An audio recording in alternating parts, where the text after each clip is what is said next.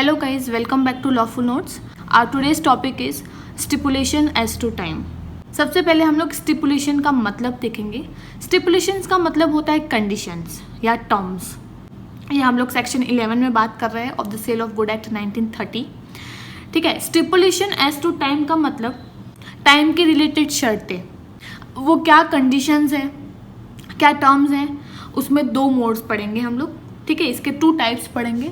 पहला है stipulation as to time of payment और दूसरा है stipulation as to time of any other things या अदर मैटर. ठीक है. एक एक स्टार्ट करते हैं. In contract of sale of goods the stipulation as to time may be related to the followings. पहला है stipulation as to time of payment. तो पेमेंट के रिलेटेड क्या टाइम की शर्त है. तो देखो जनरली क्या होता है, जब आप सेल ऑफ गुड करते हैं, जब आप सेल ऑफ गुड करते हो तो टाइम इतना महत्वपूर्ण नहीं होता है, टाइम को इतना एसेंस नहीं माना जाता है जब आप सेल ऑफ गुड कर रहे हो. तो ये जनरल है. ठीक है. यही लिखा है यहाँ पे, stipulation as to time of payment are not deemed to be the essence of contract of sale. Essence means important, महत्वपूर्ण, यानी कि टाइम इम्पॉर्टेंट नहीं है contract of sale of good में unless and until a different intentions appear from the terms of contract. मैं आपको example से समझाती हूँ. फॉर एग्जाम्पल आपने पिज़्ज़ा ऑर्डर किया. ठीक है. पिज़्ज़ा ऑर्डर किया, वहाँ पे लिख के आ रहा है कि 35 मिनट में पिज़्ज़ा डिलीवर हो जाएगा. अब वो पिज़्ज़ा बॉय, वो डिलीवरी बॉय 35 मिनट में ना आकर 40 to 45 मिनट ले लेता है, 10-15 मिनट एक्स्ट्रा ले लेता है. तो आप वहाँ पे टाइम को एसेंस कंसिडर नहीं करेंगे. आप ये नहीं बोलोगे कि मुझे पिज़्ज़ा नहीं चाहिए, आपने लेट लाया, आपको पिज़्ज़ा लेना पड़ेगा, पेमेंट करनी पड़ेगी.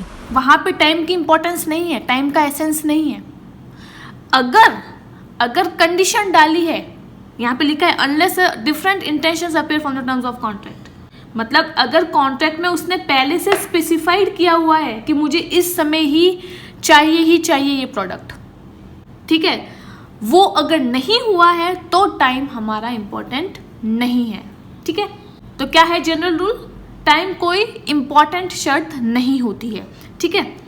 दूसरा हमारा पॉइंट है stipulation as to time of any other matter. Any other matter यानी कुछ दूसरा मैटर.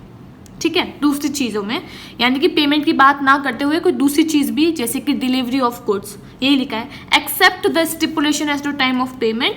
टाइम ऑफ पेमेंट को छोड़ के when any other stipulation as to time is of essence of contract.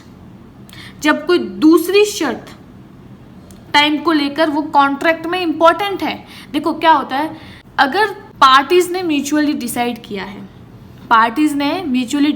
कि मुझे ये चीज़ इस समय ही चाहिए, तो ही वो कॉन्ट्रैक्ट पूरा होगा, अदरवाइज वो कॉन्ट्रैक्ट हम लोग रेपुडिएट कर देंगे. ए ने बी को बोला कि मेरी 8 तारीख को शादी है, तो मेरा सूट आप 7 तारीख को डिलीवर कर देना. अगर आप डिलीवर नहीं करते हो 7 तारीख तक, तो फिर मैं उस कॉन्ट्रैक्ट को रेपुडिएट कर दूंगा, कैंसिल कर दूंगा.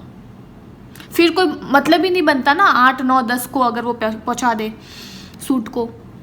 तो उस कंडीशन में time is the essence of the contract. वहाँ पे टाइम इम्पोर्टेंट माना जाएगा. समझ में आया. कहाँ पे टाइम इम्पोर्टेंट नहीं माना जाएगा. जनरल रूल हमारा ये कहता है कि टाइम इम्पोर्टेंट नहीं होता है.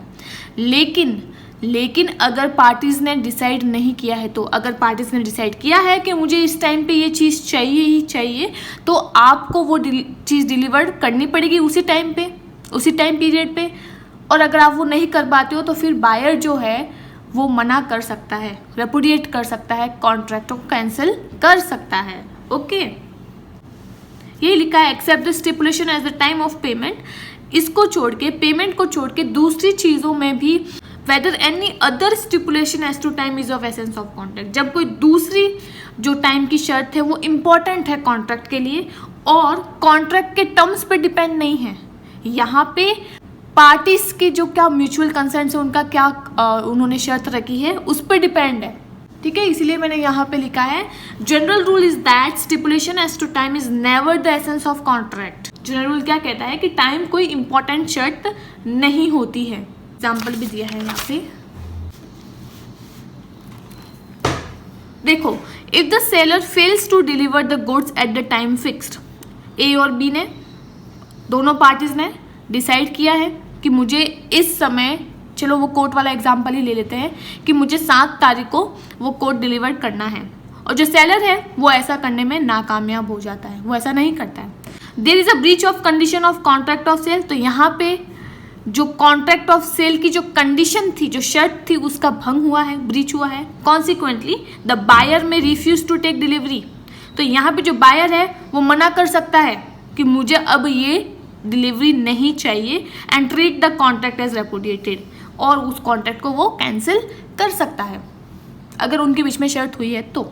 और अगर नहीं हुई है इस तरह की कोई शर्त, और उस समय अगर टाइम में थोड़ी सी डिले हो जाती है, तो आप मना नहीं कर सकते हो, आपको वो चीज़ लेनी पड़ेगी, आप रेपुडिएट नहीं कर सकते। आई होप आपको समझ में आ गया होगा। See you in the next video, bye.